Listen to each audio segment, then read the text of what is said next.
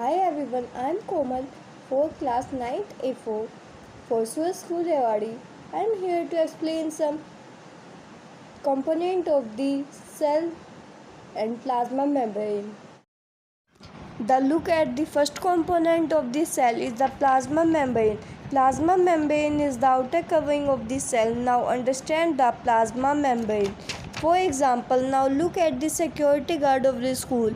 Act like the checkpoint of the school for students enter the school and to leave the school. In the same sense, plasma membrane also acts as the checkpoint of the school. It looks up transients enter the cell and it ensures the important part of the cell not leave from the cell. Plasma membrane is semi-permeable in nature. Semi means half and permeable means to allow the selective molecules to enter, to selective molecules to exist. So look at an example of a plasma membrane. To the plasma membrane giving aspiration allows oxygen enter the cell and also once of the carbon dioxide latent inside the cell sees the carbon dioxide exits the cell. What is the plasma membrane? Is made up of two different molecules which make the plasma membrane. One is the protein and second one is the liquid. Now we further going to elaborate on other component of the cell.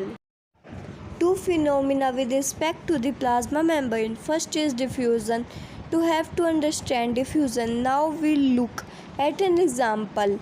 Now we spray a perfume in the room. Molecules of the perfume intermix with the perfume particles and you can smell across in the same way. Now the phenomena is osmosis is the special case. In the case of osmosis, we see there are the semi-permeable membrane in it. We define the osmosis. Now we demonstrate a process and experiment with respect to osmosis.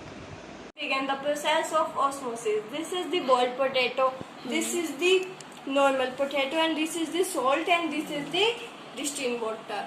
We put salt and we put in the potato hole and we hole will fill with the salt and distilled water is surrounding of the potato.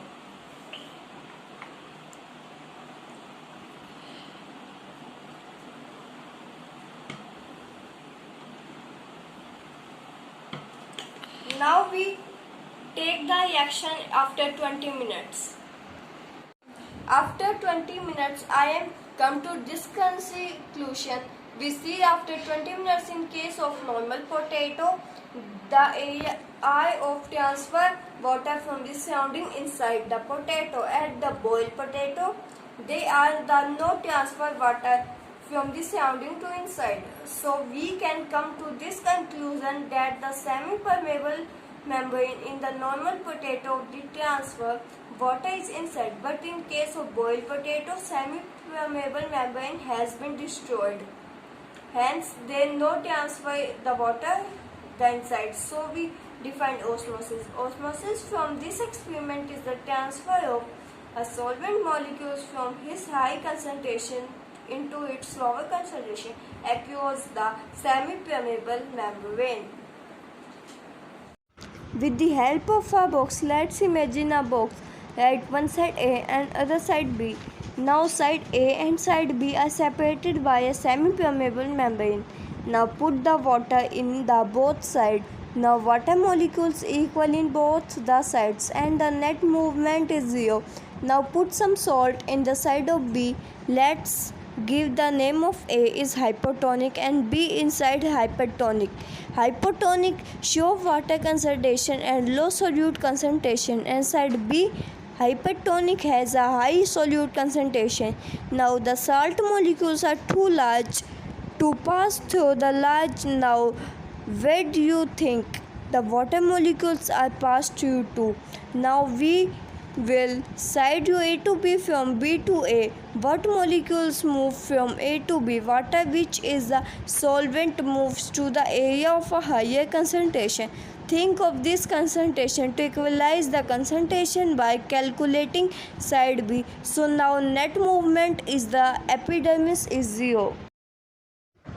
Now let's look at the application of osmosis in a cell when placed in three different medians. Now, when we place a cell in hypertonic solution, that is a solution in which the solute concentration is greater than that of the solvent, we see that the cell will shrink. Now, if we place the same cell in a hypertonic solution in which the solute concentration is less than that of the solvent, we see that the cell is going to gain the water from this solvent solution and it will swell. Now, if we place the cell is an isotonic solution, that is a solution in which the solute and solvent are both equal in concentration, there will be no effect on this cell.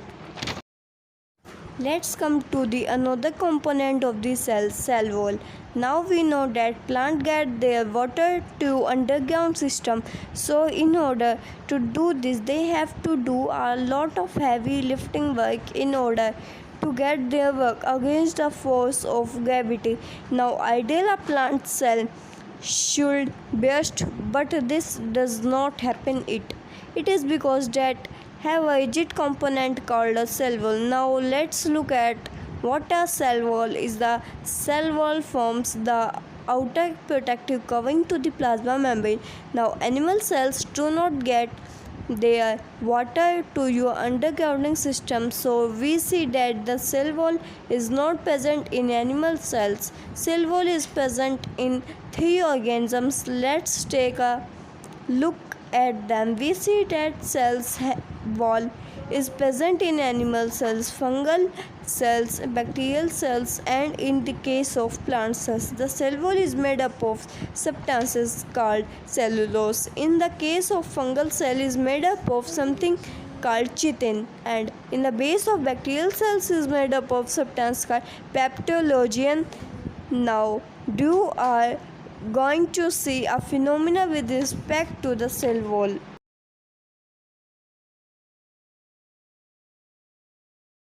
Plasmolysis, defined as the process of contraction or scalage of the protoplasm of a plant cell, and is caused due to the loss of water in the cell. Plasmolysis is an example of the result of osmosis and rarely occur in the nature.